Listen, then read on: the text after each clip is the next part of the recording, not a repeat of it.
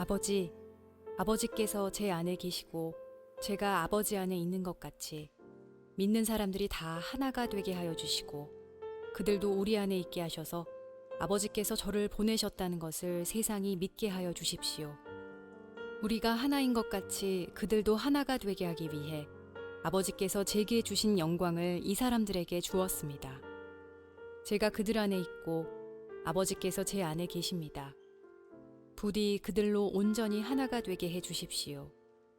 그리하여 세상이 아버지께서 저를 보내신 것과 아버지께서 저를 사랑하신 것처럼 그들도 사랑하셨다는 것을 알게 해 주십시오. 아버지, 제가 있는 곳에 아버지께서 제게 주신 이 사람들이 저와 함께 있게 하여 주시기를 원합니다. 아버지께서 세상이 창조되기 전에 저를 사랑하셔서 아버지께서 제게 주신 그 영광을 그들로 보게 해 주십시오. 의로우신 아버지, 세상은 아버지를 알지 못하지만 저는 아버지를 알며 이 사람들도 아버지께서 저를 보내신 것을 압니다. 아버지께서 제게 보이신 사랑이 그들에게 있고 저도 그들 안에 있게 하기 위해 그 사람들에게 아버지의 이름을 알게 하였고 앞으로도 계속 알게 할 것입니다. 다시 너희에게 진정으로 말한다. 너희 가운데 두 사람이 이 세상에서 마음을 같이하여 무엇을 구하면 하늘에 계신 내 아버지께서 이루어 주실 것이다. 두세 사람이 나의 이름으로 모인 곳에는 나도 그들 가운데 있을 것이다. 사도 야고보가 복음을 전하기 위해서 스페인으로 선교여행을 떠났던 길을 걷는 순례의 여정이 있죠. 산티아고 순례의 길이라고 하는 긴 여정입니다. 하루에 한 20km씩 40일을 걸어야 되는 여정이니까 만만치 않은 여정입니다.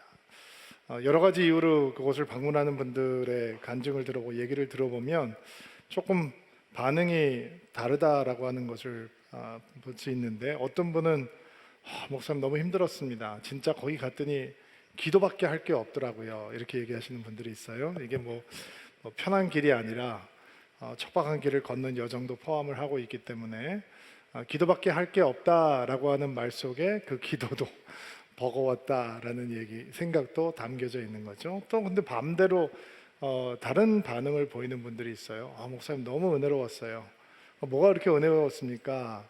물어보면 그 800km 가까이 되는 길을 걷는 사람들이 좋은 사람들과 함께 동행했던 사람들은 어렵지 않고 쉬웠다라고 얘기를 하더라고요. 힘이 빠질만 하면 옆에서 두런두런 얘기를 하면서 그리고 신앙의 얘기, 여러 가지 인생의 이야기들을 하면서 위로를 받고 힘을 얻고 잘 마칠 수 있었다. 또 혼자 갔던 사람들도 이 전 세계에서 순례객들이 모여드는 곳이니까 언어가 통하고 발짓 손짓 해가면서 함께 했던 대화의 시간들을 통해서 무료하고 힘들고 지루한 시간들을 잘 버틸 수 있었다, 이런 얘기를 들어보게 됩니다. 여러분도 여행은 좋은 사람하고 해야 된다라는 얘기 많이 들어보셨죠? 어디를 가느냐보다 누구와 함께 가느냐가 사실은 그 여행의 퀄리티, 질을 결정해 주기도 하는 것 같습니다. 제가 등산을 잘 못합니다. 저질 체력이라 산을 잘 못 올라가는데, 그래서 오르다가 그냥 뭐 끝까지 올라가서 내려다 보는 것보다 여기서 올려다 보는 게 더 은혜스럽다 하고 내려오는 편인데, 저희가 목회사관학교를 가서 제주도에 처음 갔을 때 사전 답사를 갔던 목사님께서 한라산 등반을 꼭 해야 된다고 저희들에게 얘기를 하는 거예요. 그럼 어떻게 등반을 하면 되냐 하니까 그냥 가면 된대요. 그냥 가면 되니까 너무 좋으니까 뭐 다 이렇게 잘 만들어져 있으니까 그냥 가면 된다고 그래서 그 얘기를 듣고 그냥 편하게 청바지 입고 운동화 신고 플리스 자켓 하나 입고 겨울에 한라산을 올라갔습니다. 주여, 뭐 눈보라가 치는데 막 너무 춥고 덜덜 떨리고 올라가지도 못하고 내려가지도 못하고, 여자 교육자들은 뭐 머리가 깡깡 얼고, 그 답사를 갔던 분은 이제 올라가 보지를 못한 거죠. 그 입구까지만 갔다 온 겁니다. 거기까지는 다 편하게 갈 수 있습니다. 갔다 와서 뭐 그 목사님은 모든 목회자들에게 원망의 소리를 듣고 뒤끝이 많이 남았죠. 근데 바로 다음 해에 또 똑같은 길을 갔습니다. 물론 만반의 준비를 하고 갔고, 그 다음에는 그냥 신목사하고 저하고 둘이서 그냥 딱 붙어서 얘기를 하면서 올라갔습니다. 뭐 둘이 만나면 케미가 좀 좋거든요. 그래서 이런 얘기 저런 얘기 나누면서 올라가다 보니까 벌써 도착을 해버렸어요. 벌써 끝났어. 너무 빨리 끝났네.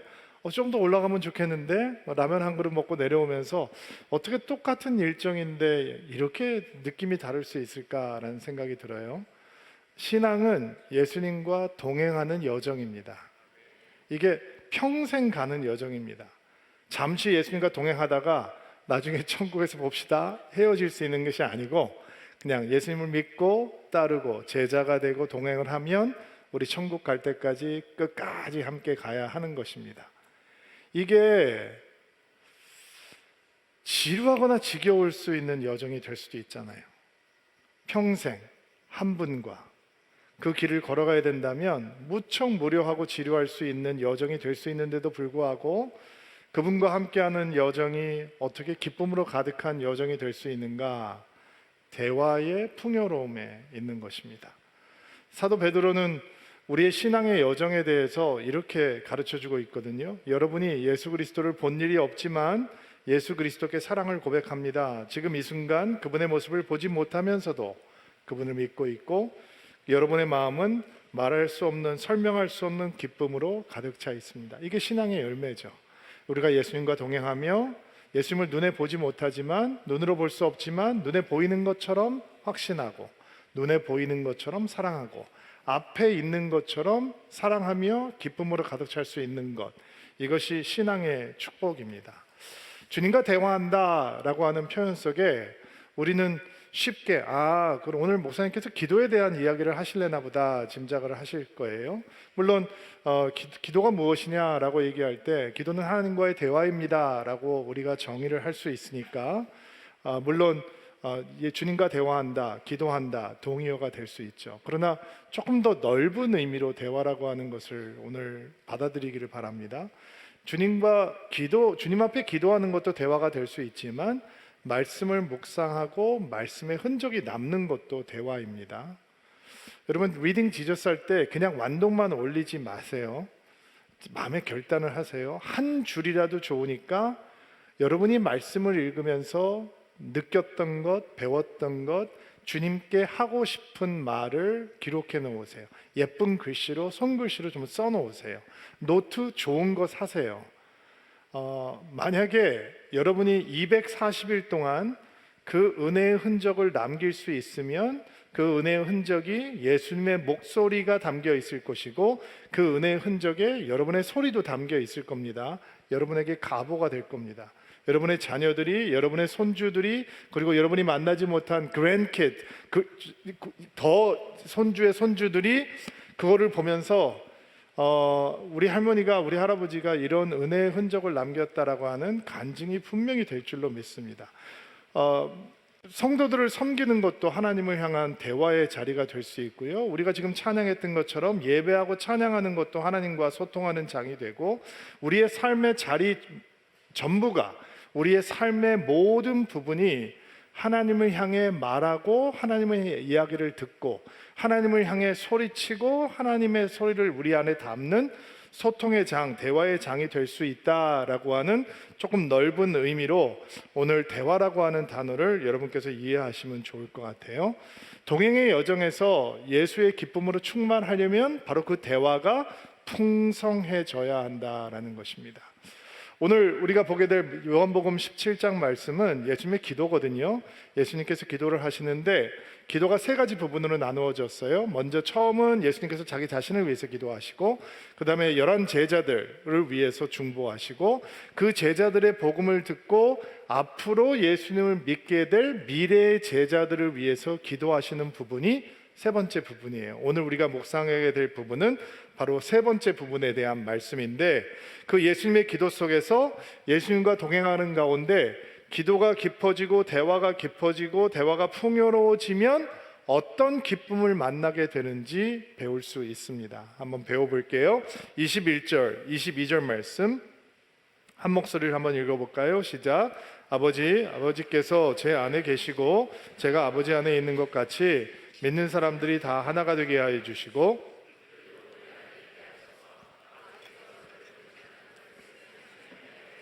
22절, 우리가 하나가 된 것 같이 아버지께서 제게 주신 영광을 이 사람들에게 주었습니다.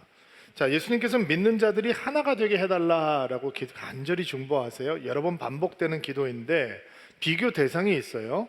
저들이 하나가 되게 도와주십시오. 그럼 어떻게 하나가 되기를 기도하시느냐? 아버지와 제가 하나인 것처럼, 아버지와 예수님이 하나가 된 것처럼 저 믿는 자들도 하나됨을 누리게 도와주십시오. 이렇게 기도하세요. 그게 가능한 걸까? 가능하지 않다면 예수님께서 그렇게 기도하실 리가 없는 거죠. 아버지와 아들이 연합을 누리고 있는 것처럼 저들이 우리와 연합하게 해주시고 저들이 서로 연합하게 해주십시오 라고 하는 것이 예수님의 기도예요. 근데 기도가 그렇게 끝나지 않고 기도 안에 거룩한 목적이 담겨 있어요. 이유가 담겨 있단 말이에요. 왜 그들이 하나가 되어야 되는가? 왜 믿는 우리들이 하나가 되어야 되는가? 그래야 세상으로 하여금 예수를 믿게 하기 위해서이다 라고, 예수를 알게 하기 위해서이다 라고 설명을 하고 계시는 거예요. 또 다른 이유가 있어요. 왜 우리가 하나가 되어야 되는가? 그래야 하나님의 영광이 우리 가운데 임했다라고 하는 것을 드러낼 수 있기 때문이다. 우리가 하나님의 영광을 품은 백성이다라고 하는 드러낼 수 있기 때문에 예수께서는 믿음의 사람들이 하나가 되기를 기도한다라고 말씀하셨어요. 예수와 동행하는 삶에서 대화가 풍성해지면 어떤 기쁨을 누리게 되는가? 사명을 찾는, 미션을 찾는 기쁨을 누리게 되는 것입니다. 인생에서 사명을 발견하는 건 진짜 기쁜 일이거든요. 인생의 삶의 자리가 그냥 쳇바퀴처럼 돌아가는 자리가 아니라 하나님의 미션이 이루어지는 자리다라고 하는 것을 확신하는 순간 엄청난 하나님의 기쁨으로 충만하게 되거든요. 제가 얼마 전에 한 기독교 초등학교 선생님에게 메일을 한 통 받게 됐는데, 저희 교회를 섬기고 있는 선생님이신데 새 학기를 시작하기 전에 선생님들끼리 모여서 이제 헌신 예배를 드리고 시작을 하는데, 혹시 목사님께서 오셔서 말씀을 전해 주실 수 있습니까? 이제 초청하는 메일을 받게 됐어요. 제가 바깥에 나가서 설교하는 걸 그렇게 좋아하지 않는 사람이기 때문에 가급적이면 바깥에 나가서 설교 안 하려고 많이 애쓰는데, 이분 초청을 이렇게 초청 메일을 받고 이 메일을 읽다가 그분이 저는 초등학교 6학년을 담임하고 있는 선생님입니다 라고 하는 그 말 한마디에 제 마음이 움직였어요. 사실은 그분이 요청했던 시기가 제가 해외 선교지를 돌아보기로 마음의 결정을 하고 이제 스케줄을 잡고 있었는데, 그 스케줄을 뒤로 미루고 내가 이 학교에 가서 말씀을 전해야겠다라는 마음의 감동을 느꼈어요. 믿는 선생님들도 있고 믿지 않는 선생님들도 있다라고 말씀을 하시더라고요. 그래서 저는 늘 설교 초청을 받으면 제가 저희 교회 예배팀이 예배를 인도할 때 하나님의 임재를 경험하는 사람이기 때문에 늘 이런 질문을 하거든요. 제가 저희 예배팀과 함께 가도 되겠습니까? 그래서 그 선생님에게 저희 예배팀이 같이 가서 예배를 인도해도 되겠습니까? 여쭤보니까 그 학교 상황이나 뭐 여러 가지 환경이 아마 이렇게 풀 밴드가 가서 예배를 드리기에는 이제 준비가 안 돼 있는 것 같아요. 그래서 목사님만 오셔서 말씀을 전해 주시면 되겠습니다. 가봤더니 이제 강당에서 예배를 하는데 선생님들이 몇 분인지 여기저기 흩어져서 앉아 있는 거죠. 제가 왜 그 모임을 가겠다라고 마음의 결단을 했냐면, 그 6학년 담임을 맡고 있습니다라는 얘기를 듣는 순간 제 6학년 담임 선생님이 생각이 났기 때문이에요. 제가 가끔 얘기를 하는 선생님이시죠. 제 인생에 전환점을 주었던 스승 몇 분이 계시는데 6학년 때 선생님 윤복희 선생님이 저에게는 그런 첫 번째 스승이셨어요. 저는 초등학교 다닐 때 어떤 학생이었냐면 믿기 어려우시겠지만 6학년 때까지 숙제를 해본 기억이 한 번도 없어요. 그러니까 기억이 없으니까 숙제를 안 했겠죠. 그럼 저는 어떤 아이였냐, 굉장히 행복하지 않고 운동부에 들어가서 운동만 열심히 하고 굉장히 거칠고 쌈도 많이 하고 그런 아이였어요. 6학년이 되었는데 선생님께서 저를, 제가 운동을 잘하는 편이니까, 그리고 아이들이 선생님을 무서워하는 것보다 저를 더 무서워하니까 저를 체육부장으로 삼으시고 체육 시간 전에 뭐 체조도 시키고 운동장도 뛰는 게 같이 구보하게 하고, 저는 뭐 운동부에서 늘상 하는 일이니까 아이들 앞에서 이런 일을 했어요. 어느 날 체육 시간이 끝나고 들어가는데 선생님께서 제 뒤편에서 제 등에 대고 한마디를 툭 던지셨는데 그 말 한마디가 제 인생을 바꿨어요. 너는 공부를 해도 참 잘할 것 같다. 한 번도 들어보지 못한 말이었어요. 공부? 그 공부라는 거 나도 한번 해볼까? 이런 생각이 이제 바깥에서 안으로 들어온 거죠. 그리고 저는 그때부터 공부를 시작을 했어요. 잘했는지 못했는지 너무 궁금하시죠? 이 나이가 되도록 여전히 공부하는 것을 즐겨하고 재밌어하고 공부하는 시간이 제일 행복한 인생을 살고 있는 것을 보면 그 선생님의 영향력이 정말 지대했다라고 고백할 수밖에 없을 것 같아요. 제가 이 선생님을 잊지 못하는 이유 가운데 하나는 제가 예수를 믿고 목회자가 된 다음에 제가 처음 사역을 했던 곳이 굉장히 거친 아이들이 많은 곳이었어요. 그리고 저는 가끔 이런 생각을 했어요. 그 선생님에게 나에게 내 인생을 바꿔준 말씀을 해줬던 것처럼 나도 저 거친 아이들에게, 이민사회를 살아가고 있는 저 거친 아이들에게 그들의 인생의 전환을 가져올 뭔가 한마디를 해줄 수 있지 않을까.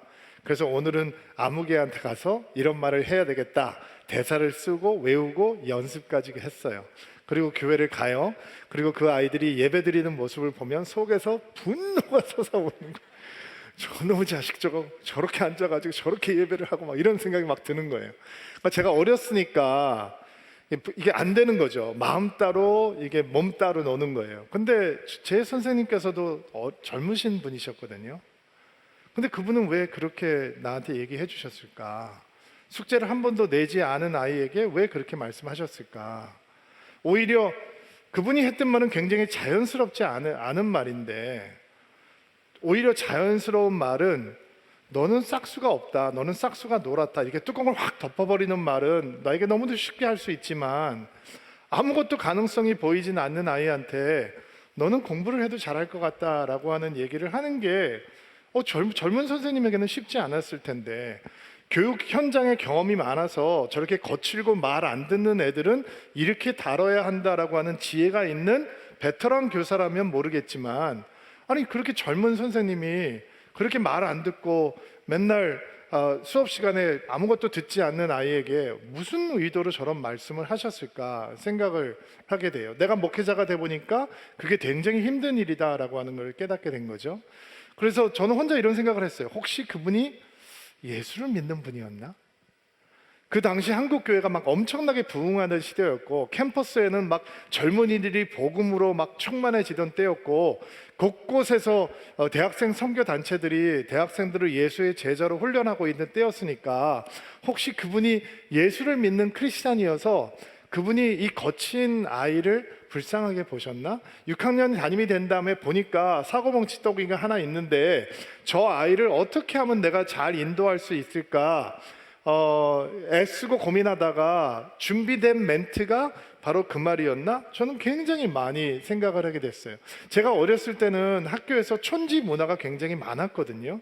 그래서 부모님들이 자주 찾아오는 그런 아이들은 선생님들이 예뻐해 주시고, 부모님들이 한 번도 찾아오지 않는 저 같은 아이들은 선생님한테 좀 이렇게 왕따를 당하는 그런 분위기가 제가 어렸을 때는 있었어요. 우리 부모님은 한 번도 교회 이렇게 학교를 안 찾아오시는 분들이니까 왜 나한테 그랬을까? 지금도 저는 답을 알 수가 없어요. 그분이 예수님을 믿는 예수님의 제자였는지 아는지도 저는 알지 못해요. 그러나 그분은 하나님께서 제 인생에 보내주신 첫 번째 선물이었다라는 생각을 지워버릴 수가 없어요. 자, 그 선생님의 생각이 나서 제가 이 학교에 가서 설교를 하고 예배를 인도하게 됐어요. 설교를 하는데 뭐 누가 크리스찬인지 누가 크리스찬 아닌지 내가 알 수가 없으니까, 그리고 넓은 강당에 여기저기 선생님들이 흩어져 계시니까 뭐 여기 봤다 저기 봤다 하면서 설교를 그래도 잘 마무리했어요. 근데 설교를 이게 전해지고 있나? 이런 마음이 드는 거예요. 지금 내가 설교를 잘 하고 있는 건가? 뭐 확신 반 의심 반 마무리를 하고, 제가 우리 이 예배를 마무리할 때 가슴에 손을 얹고 안수하세요 기도하잖아요. 저는 성도들 안수하면서 기도하는 걸 너무 좋아하거든요. 그런데 제가 직접 안수하면 좋은데 모든 사람은 할 수 없으니까 여러분이 안수하시고 제가 축복 기도를 하는 거잖아요. 그래서 선생님들 다 일어나라고 한 다음에 자, 가슴에 손을 얹고 안수하십시오. 그래서 정말 빚을 갚는 마음으로, 은혜를 갚는 마음으로 그 자리에 섰으니까 나에게 축복이 되셨던 선생님 같은 선생님들이 되시라고 정성을 다해, 진심을 다해 이제 축복 기도를 하고 축도를 하고 마무리했어요. 눈을 떴는데 선생님들이 여기저기서 막 우는 거예요. 그래서 우리가 막 본인들도 당황하셔가지고 눈물을 흘리니까 이거 어떡하지 하면서 사람들이 막 울고 서 있는 거예요. 그래서 제가 설교를 잘해서 그랬나? 라고 생각을 했는데 그건 아닌 것 같고, 제가 곰곰이 생각을 해보니까 저의 설교와 기도가 우리 선생님들 안에 있었던 첫 마음, 교육 현장을 위한 첫 마음, 특별히 기독교 교사들에게는, 크리스천 교사들에게는 그들이 교육 현장으로 뛰어들었던 첫 사명, 그거를 터치했기 때문에 그들의 감동의 눈물이 있었던 것 같아요. 여러분, 교육 현장은 교육을 믿기 때문에 들어가는 곳이잖아요. 선생님들은 교육이 아이를 바꿀 수 있다라고 하기 때문에 그 길을 가는 사람들이잖아요. 우리가 요즘 초등학교 환경에 대해서 부모님들의 이런 갑질에 대해서 얼마나 많은 이야기를 듣고 그것 때문에 우리 마음이 너무 아프고 무거워져 있었잖아요. 선생님들도 교육 현장에서 우리보다 훨씬 더 많이 경험하실 거잖아요. 그런데 당신의 그 사명의 자리에서 당신이 부르신 하나님 앞에 당신의 마음을 드리고 당신에게 보내주신 하나님의 아이들을 하나님의 사랑으로 사랑하십시오라고 하는 축복의 기도 가운데서 본인들의 사명이 느껴지니까 그들이 눈물로 하나님 앞에 감동을 할 수밖에 없는 것이 아니었나 생각을 해봐요. 사명이 보이면 사람들은 기쁨으로 가득하게 되어 있어요. 동행을 하면서 예수님과 대화가 깊어지죠. 예수님의 흔적이 우리 안에 남아요. 목적이 있는 거예요.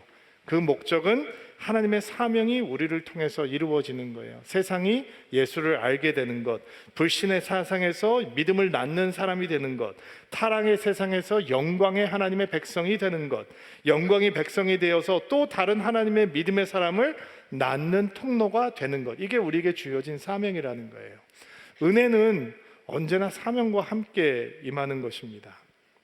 사명이 임한 사람은 뭐가 달라도 확실하게 다릅니다. 세상을 바라보는 시선도 달라지고 삶을 대하는 태도도 달라지게 되어 있습니다. 그래서 예수님과 동행하는 삶 속에 대화가 풍요로우면 풍요로워질수록 우리의 사명은 더 뚜렷하게 또렷하게 드러나는 것입니다. 마가복음 5장에 보면 우리가 알고 있는 군대 귀시 들렸던 사람의 이야기가 나와요. 이 사람이 얼마나 비참한 환경에 속해 있는 사람이었냐면, 귀신이 들려서 가족들이 쇠고랑으로 묶어놓고 쇠사슬로 묶어놨는데 그걸 끊어버리고 무덤과 무덤 사이를 다니면서 미친 사람처럼 소리를 지르고 돌로 자기 몸을 자해하면서 살고 짐승처럼 살아가고 있던 사람이었어요. 아무도 그를 돌아보지 않습니다. 아무도 관심을 갖지 않습니다. 가족들도 친구들도 다 그를 버려두고 있었습니다. 근데 예수님께서 오셔서 그 안에 있는 군대 귀신을 쫓아내시죠. 돼지 2,000마리에게 들어가라라고 하셔서 돼지떼가 물속으로 뛰어들어서 몰사해버리잖아요. 돼지 2,000마리가 죽으니까 그 마을 사람들이 예수님 보러 나가라고 예수님을 내쫓죠. 그때 자유함을 얻게 된 이 거라사 지방에서 귀신 들렸던 사람이 예수님에게 내가 주님을 따라가게 해주십시오, 제자 삼아 주십시오 라고 요청을 합니다.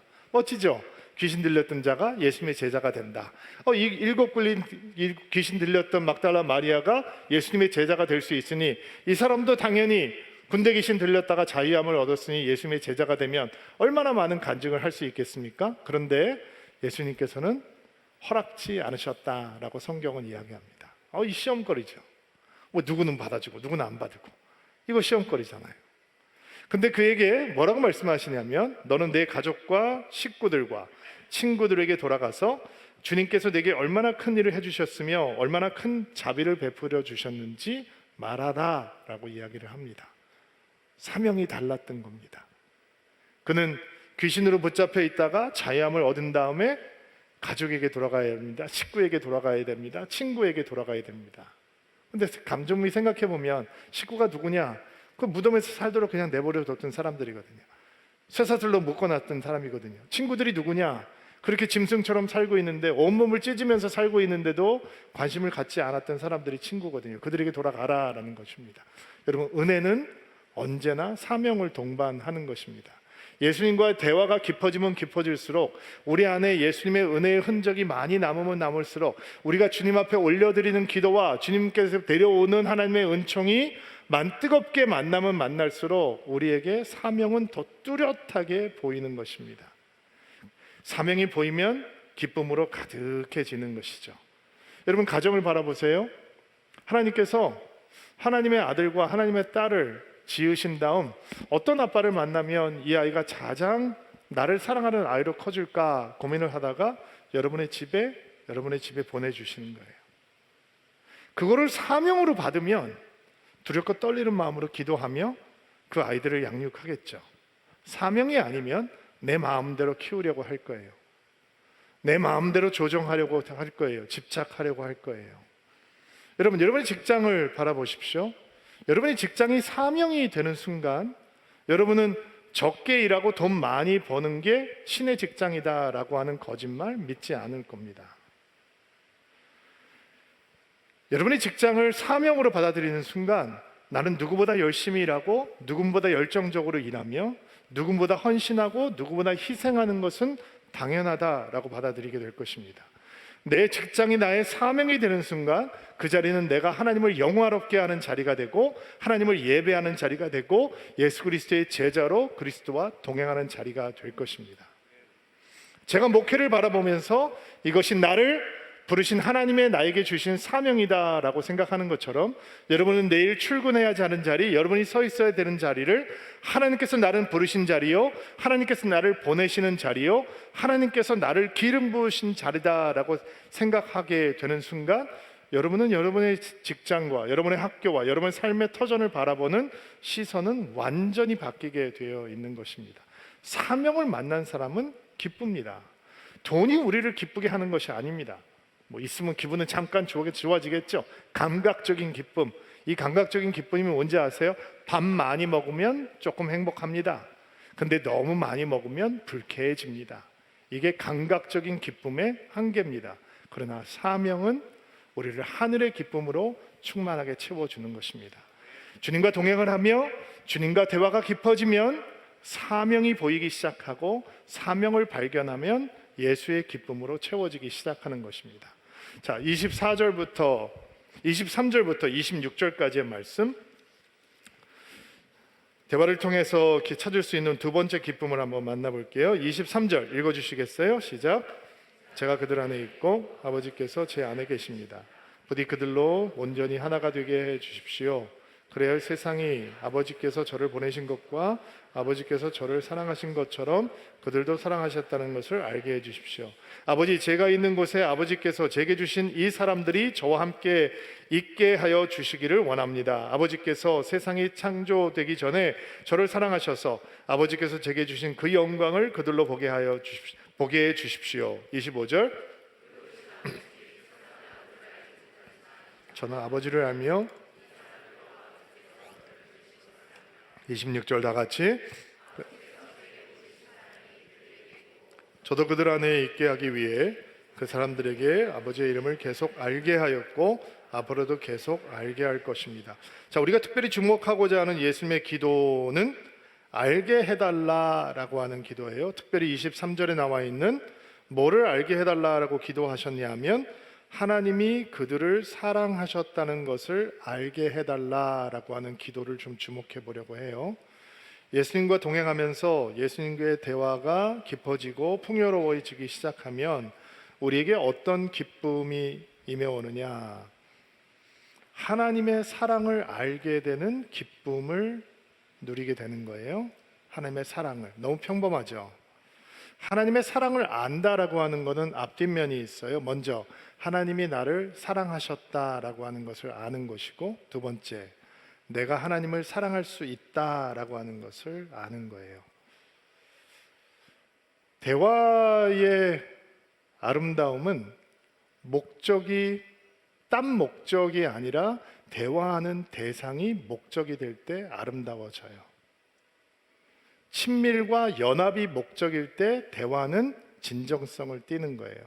제가 여러분에게 전환한다고 생각해 보세요. 형제님, 자매님 안녕하세요. 여호사 목사입니다. 제가 그냥 생각이 나서 교제 좀 하고 싶어서요. 차 한잔 할까요? 식사 한번 합시다. 만났습니다. 막 대화를 해요. 형제님은 꿈이 뭡니까? 자매님은 어떤 인생의 스토리를 가지고 있습니까? 막 질문을 해요. 그런 다음에 대화가 다 진행된 다음에 제가 축복하고 기도하겠습니다. 딱 마무리하고 여러분을 돌아가면 오늘 목사님과의 교제가 기뻤다, 즐거웠다. 나는 목사님을 조금 더 알게 되고 목사님은 나를 좀 알게 됐고 우리가 더 친해졌구나 이렇게 느끼겠죠. 사랑받는 게 기분이 좋구나. 목양 받을 수 있다는 게 기분이 좋구나. 그런데 제가 기도하겠습니다라는 얘기를 하기 전에 여러분에게 근데 형제님 오늘 제가 형제님을 만나자고 한 이유는 자매님 제가 오늘 자매님하고 만나자고 하는 이유는 사실은 교회에 이런 일이 좀 있는데 이런 도움을 좀 받고 싶어서입니다 라고 한다면 여러분은 이것 때문에 만나자고 그랬구나.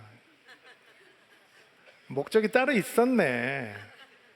목사님이 나를 원해서 만난 게 아니고 목사님 원하는 게 있었네. 이렇게 될 거 아니겠어요? 세상에서 다 경험해 보셨죠? 전화했는데 와보니까 밥 먹고 하다가 여기 보험 하나 있는데 보험 하나 들래? 경험 한 번쯤은 해보셨을 거 아니에요. 대화의 목적은 하나님과의 연합이 목적이 되어야 합니다. 그게 안 되면 동행은 불편하고 무료하고 지루해질 수밖에 없습니다.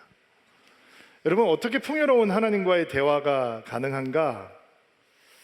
대화가 기쁨으로 가득한 대화가 되려면 대화하는 대상을 많이 좋아하고 많이 사랑하시면 됩니다. 대화의 깊이는 사랑의 깊이와 정비례합니다. 많이 사랑하면 우리에게 어떤 변화가 일어나는가? 많이 사랑하고 많이 사랑받으면 우리에게 어떤 변화가 일어나는가? 아무에게도 보여주고 싶지 않은 인생의 어두운 곳, 나의 존재의 깊은 곳, 문 닫아두고 숨겨놓고 싶은 곳, 바로 그곳에 하나님을 초청하게 됩니다. 헨리 나워는 바로 그곳에 하나님을 초청하는 것이 진짜 기도다라고 말을 합니다. 저도 여러분도 그 어두운 곳 한 곳은 다 내면에 존재합니다. 그러면 하나님께서 그걸 아시는데도 불구하고 왜 우리는 기쁜 마음으로 하나님을 거기에 초청하지 못하느냐? 수치스러움 때문이죠. 부끄럽기 때문입니다. 그런데 성경은 우리에게 이렇게 얘기하죠. 사랑은 두려움을 쫓아낸다라고 얘기합니다. 감추면 대화가 깊어지지 않습니다. 비밀이 있으면 사랑이 깊어지지 않습니다. 예수님께서 우리를 사랑하신다. 하나님이 우리를 사랑하신다. 내가 그 사랑을 온전히 믿으면 나의 가장 부끄러운 부분에 주님 여기로 임하십시오 라는 믿음의 결단이 생깁니다. 왜냐하면 사랑은 두려움을 내쫓으니까, 없애버리는 것이니까. 그리고 그 어두운 곳에, 연약한 곳에, 부족한 곳에서 예수님께서 나를 만나셔도 예수님은 여전히 나를 사랑하신다라고 하는 확신이 있을 때, 그때 우리는 하나님의 사랑을 제대로 안다라고 말할 수 있는 것입니다. 질문할게요. 하나님이 여러분을 사랑하는 걸 믿습니까?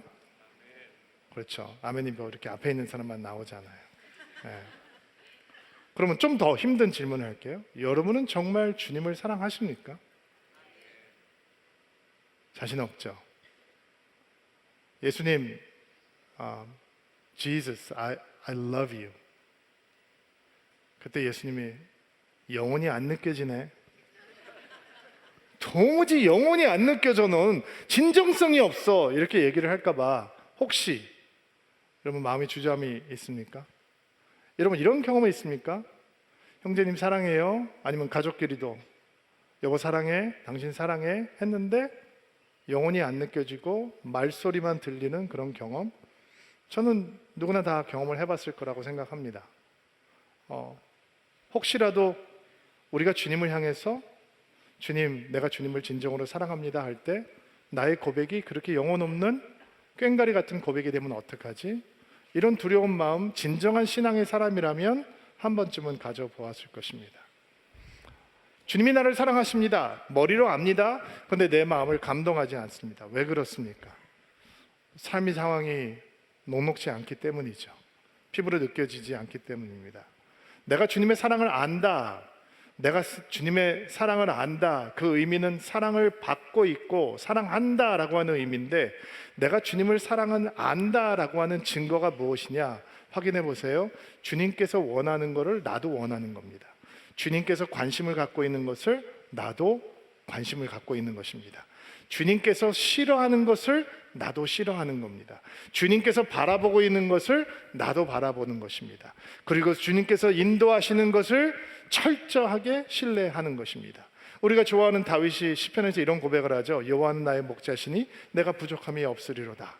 그가 나를 푸른 풀밭으로 푸른 초장으로 인도하시고 쉴만한 물가로 인도하시는도다. 할렐루야, 아멘. 그런 인생이면 얼마나 좋겠어요. 쉴만한 물가, 푸른 초장, 누가 그것을 원하지 않겠어요. 불가지론자도 무신론자도 그 정도는 땡큐 할 겁니다. 근데 다윗의 고백은 그렇게 끝나지 않아요. 푸른 초장, 쉴만한 물가로 끝나지 않고, 내가 사막의 음침한 골짜기를 헤맬지라도, 이건 뭐예요? 아니, 하나님이 나의 목자신데 내가 왜 사망의 음침한 골짜기로 가야 돼요? 하나님의 내비가 잘못된 거 아니에요? 아니, 늘 푸른 초장으로 쉴만한 물가로 나를 인도해 주셔야지 왜 갑자기 나를 사망의 음침한 골짜기를 끌고 가서 숨 막히게 하시는 거예요? 하나님을 사랑을 안다. 내가 그분에게 사랑을 받고 있고 내가 그분을 사랑하는 증거는 무엇이냐? 사망의 음침한 골짜기에서도 하나님은 나를 사랑하고 있다라고 하는 것을 신뢰할 수 있는 거죠. 다윗은 푸른 초장과 쉴만한 물가를 사랑하는 게 아니라 목자 대신 여호와를 사랑해요. 그래서 사망의 음침한 골짜기에서 이런 고백을 하는 거예요. 내가 해를 두려워하지 않을 것은 주와 막대기와 지팡이가 나를 안위하시나이다. 은혜를 경험한 많은 사람들의 고백이죠.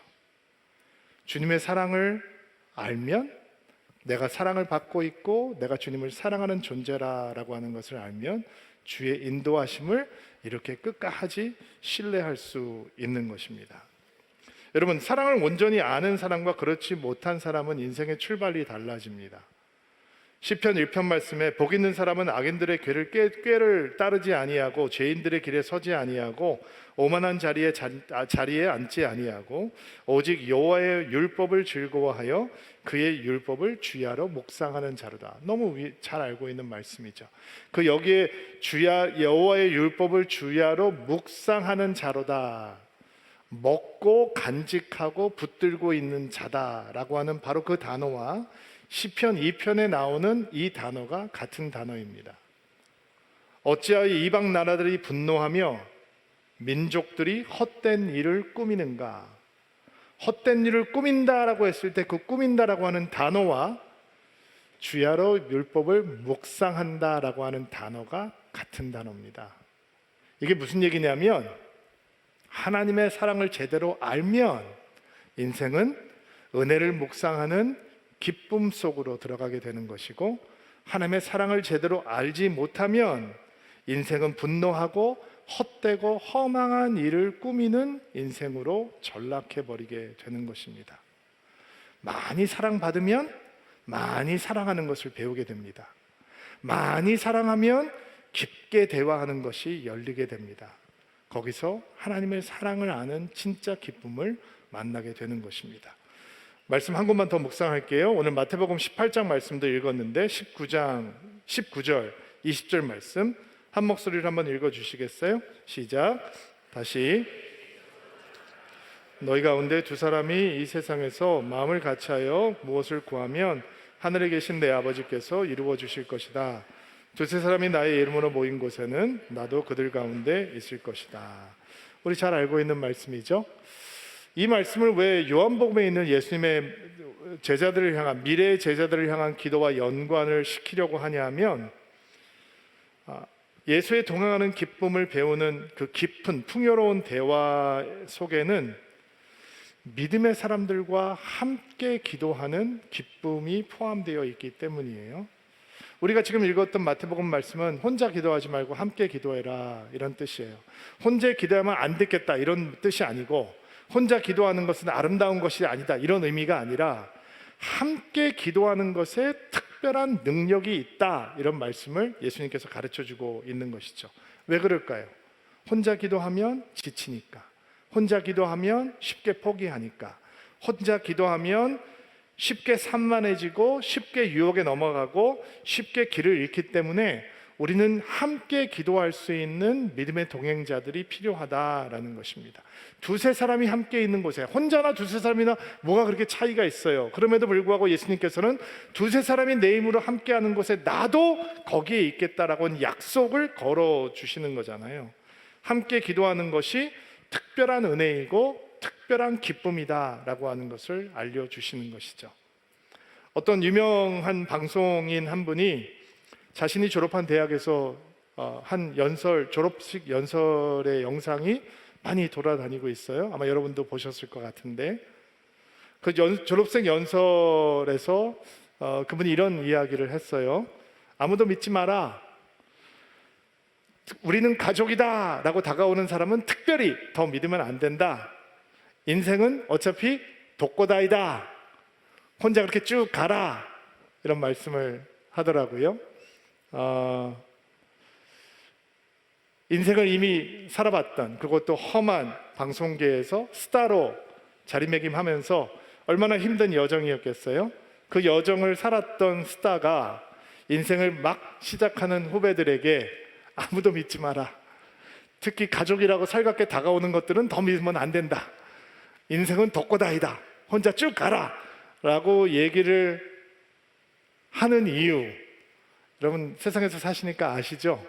제가 구태여 설명을 하지 않아도 그래서 이런 얘기를 했겠지, 어느 정도 동의 공감을 하는 분들도 있을지도 모르겠어요.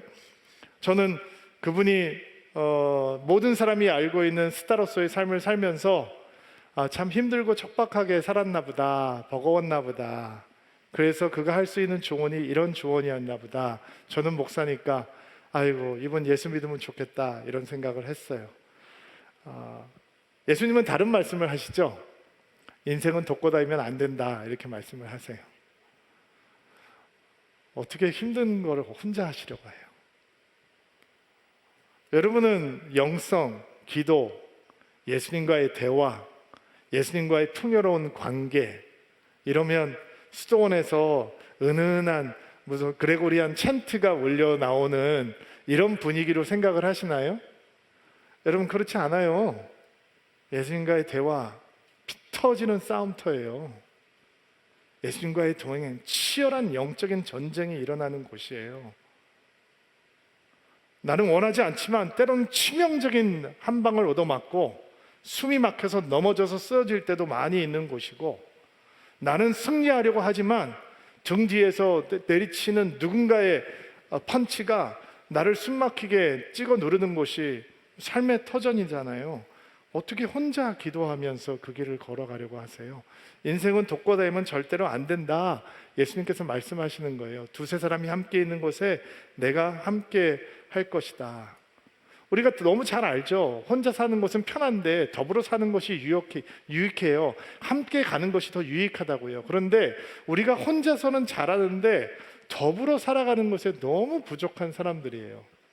요즘 대한민국 축구 대표팀 때문에 뉴스가 참 많아요. 너무 안타까워요.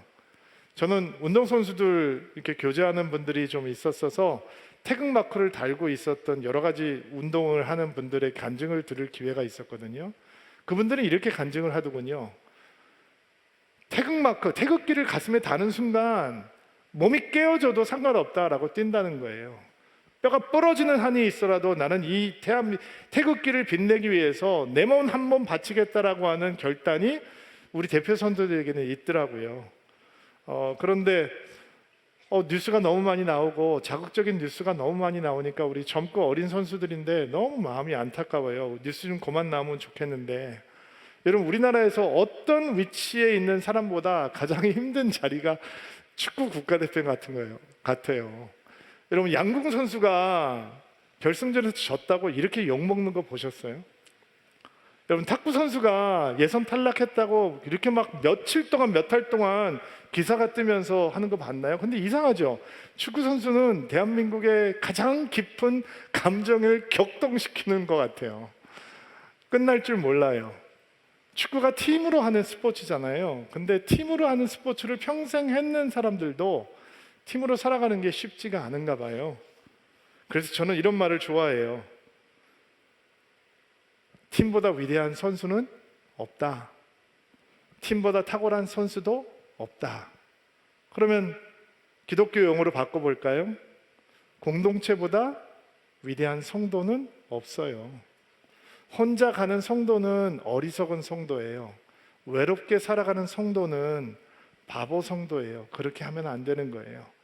우리는 혼자 가는 것이 아니라 함께 가야 하고, 내가 스스로 나의 대화를 풍요롭게 하지 못할 때 다른 사람들이 열심히 기도하는 것을 보면서 그 기도를 붙들고 예수님과 동행하는 여정을 이어갈 수 있는 것이고, 내 의지가 약해질 때 다른 형제의 열정을 붙들고 다른 자매의 열정을 붙들고 우리는 우리의 동행의 여정을 회복할 수 있는 것이고, 내 결심이 흔들릴 때 그들의 도움으로 우리는 다시 일어날 수 있는 것입니다.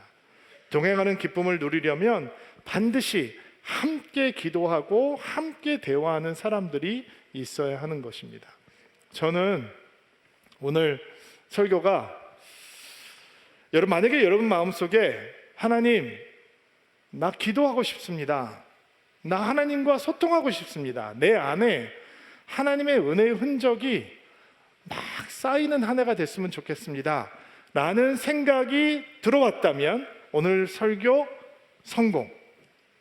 두 번째로, 하나님, 나는 여전히 혼자 열심히 기도하려고 애써 왔는데 혼자 해보니 작심삼일 되는 경우가 많았는데 내가 올 한 해는 기도하는 사람들 옆에 있고 싶습니다.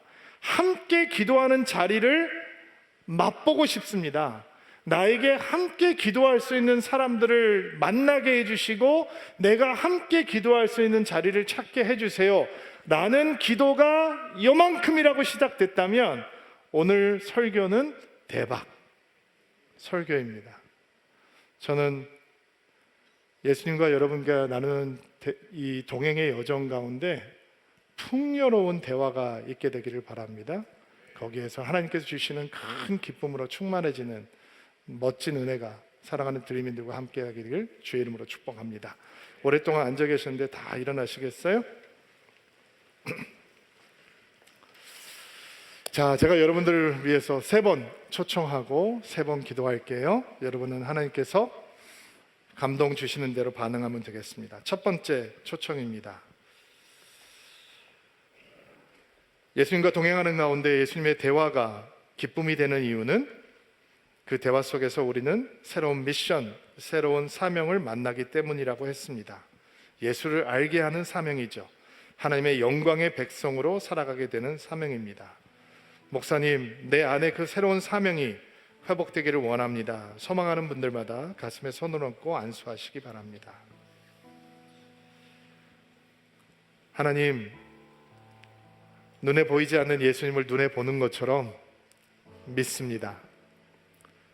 손으로 잡을 수 없는 예수님이 우리 손을 잡고 있는 것처럼 우리는 그 예수님을 사랑합니다. 예수님과 동행하는 인생 되게 하시니 감사합니다. 그 동행하는 가운데 예수님과의 대화가 풍성하고 풍요로워질 수 있도록 도와주옵소서. 예수님의 대화가 풍요로워지면 풍요로워질수록 우리에게 인생의 새로운 미션, 사명이 더 뚜렷하게 보이는 은혜를 허락하여 주옵소서. 사명을 발견하는 것이 기쁨이 되게 도와주옵소서. 삶의 자리가 사명을 완수하는 자리가 될 수 있도록 도와주옵소서. 우리의 가정이, 우리의 일터가, 우리의 교회 생활이, 우리가 서 있는 모든 삶의 자리가 주의 미션이 이루어지는 거룩한 기쁨을 누리는 자리가 되게 하옵소서. 손 내리시고요. 두 번째 초청입니다. 예수님과 동행하는 삶 속에서 주님과 대화가 풍성해지면 풍성해질수록 우리는 하나님의 사랑을 알게 되는 기쁨을 누립니다. 사랑을 안다라고 하는 건 하나님의 사랑을 온전히 받고 있다라고 하는 것을 확신하는 것이고 하나님을 진솔하게 온전하게 사랑하는 것을 아는 것입니다. 목사님, 저는 그 기쁨을 갖기 원합니다. 사랑은 아는 기쁨을 온전히 누리기를 원합니다. 소망하는 분들마다 가슴에 손을 얹고 안수하시기 바랍니다. 하나님, 삶의 구비구비에서 하나님은 나를 정말로 사랑하신다, 흔들리지 않는 고백, 우리 영혼 가운데 가득할 수 있도록 도와주십시오. 사랑받았으니 사랑하는 것은 당연합니다. 주님, 주님을 사랑한다고 고백할 때 우리의 마음이 날마다 더 뜨거워질 수 있는 은총을 허락하여 주옵소서. 하나님 앞에서 절대로 무덤덤해지지 않도록 도와주옵소서. 예수 앞에 무덤덤해지지 않을 수 있도록 주님 은총을 베풀어 주셔서 하나님의 사랑을 알게 되는 기쁨, 하나님의 사랑을 받는 기쁨, 하나님 앞에 사랑을 고백하는 기쁨으로 충만한 믿음의 인생 될 수 있도록 은총 베풀어 주시옵소서. 손 내리시고요. 세 번째 초청입니다. 예수님과 동행하는 기쁨, 그 기쁨을 배우는 대화는 믿음의 사람들과 함께 기도하는 속에 있습니다. 공동체보다 위대한 성도는 없습니다. 외로운 성도는 어리석은 성도입니다. 하나님, 올 한 해 함께 기도하는 기쁨을 누리게 하옵소서. 함께 기도하는 공동체를 경험할 수 있도록 도와주옵소서. 소망하는 분들마다 가슴에 손을 얹고 안수하시기 바랍니다. 하나님, 연약하고 부족한 사람들이기에 공동체는 언제나 우리에게 숙제입니다. 마음으로 원하지만 공동체를 만나면 늘 불편한 마음이 생기기도 하고 상처를 받기도 합니다. 그럼에도 불구하고 주님과 동행하는 기쁨, 풍요로운 대화를 원하기에 믿음의 사람들과 함께 기도하는 자리, 함께 기도하겠다는 결단, 우리 가운데 강하게 자리할 수 있도록 성령께서 임재하여 주시옵소서. 기도하는 사람들과 함께 기도하는 기쁨을 배우게 하시고, 기도하는 사람들과 함께 머물러 있는 믿음의 공동체를 경험하는 한 해가 될 수 있도록 도와주옵소서. 손 내리시고요. 예수 그리스도의 말씀을 아멘으로 받고 삶으로 돌아가는 귀한 성도들입니다. 믿음으로 승리하고 예수와 동행하는 인생 되게 하옵소서. 예수님의 이름으로 기도하옵나이다. 아멘.